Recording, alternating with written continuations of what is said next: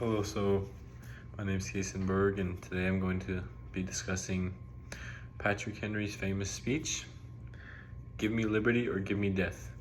I want to be going over his biography, the historical context of his speech, how he was a leader and his leadership style, some key concepts from the textbook, and a Christian worldview connection, and how his message still applies to me today.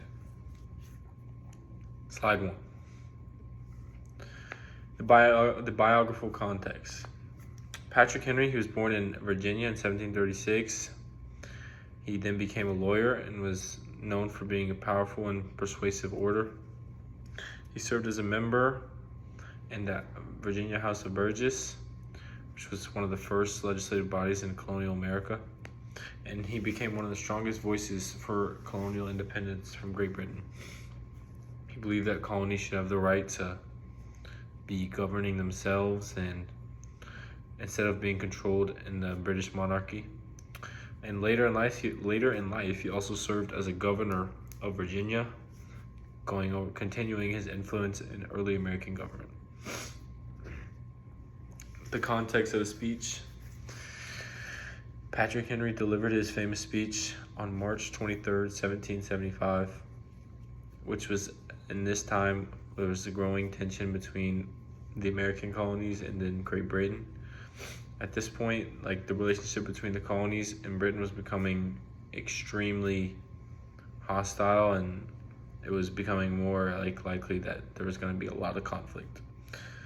So colonists were divided, and some still wanted some peace and negotiation, while others believed war was unavoidable.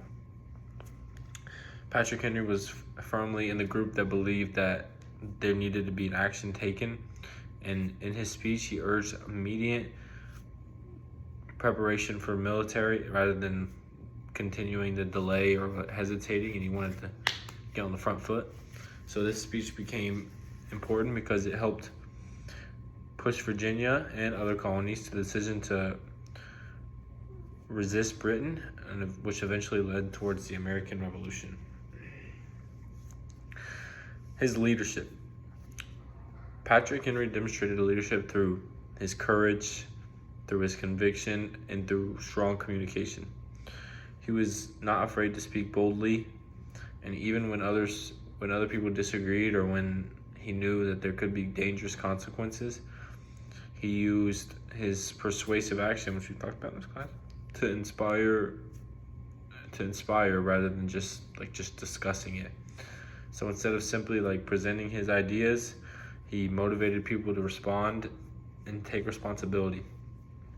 He also took risk within himself for the sake, in his beliefs, showing that he was committed to his principles and what he stood for. So overall, his leadership shows that communication is not just about being able to speak well and having good manners. It's about how can you influence other people during hard times or when it gets hard. So I got several concepts from the textbook. Several communication concepts can be seen in his speech. First, his credibility is present because Henry was a respected political figure, with experience in law and government. So just having that background and experience automatically makes people more likely to trust him.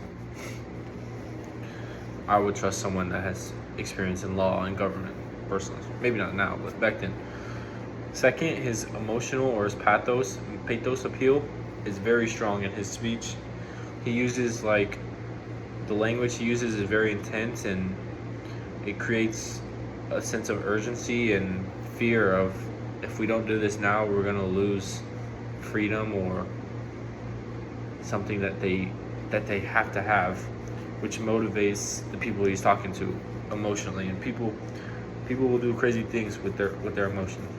And third, his speech is a function as a call to action, which means it's not just informative, but it's persuasive. He is trying to motivate his audience toward a specific thing, a specific decision and a behavior to get one goal done. So he knows that before a speech, so he's motivating them to do that thing, and he knows exactly what to say for that. So overall, I would say Henry effectively uses like his rhetoric to move his audience from hesitation to action. The Christian worldview. From a Christian worldview perspective, Henry's message can be connected to the idea that liberty is a God-given right.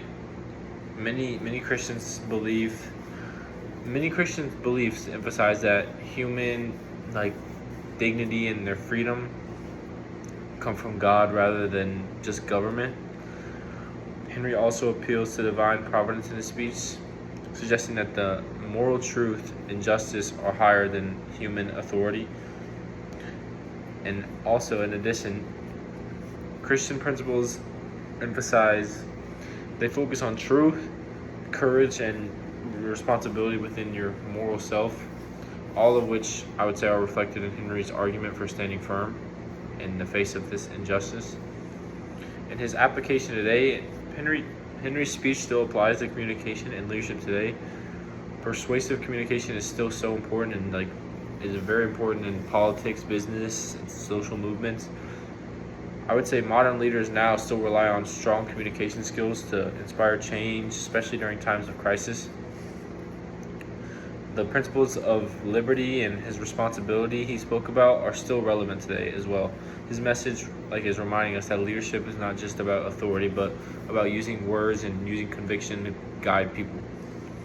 In conclusion, Henry's speech remains one of the most powerful examples of persuasive communication in history, and by understanding his biography and the context of his speech and his leadership style and everything I've been over, that I feel like we can see why his message would still matter today.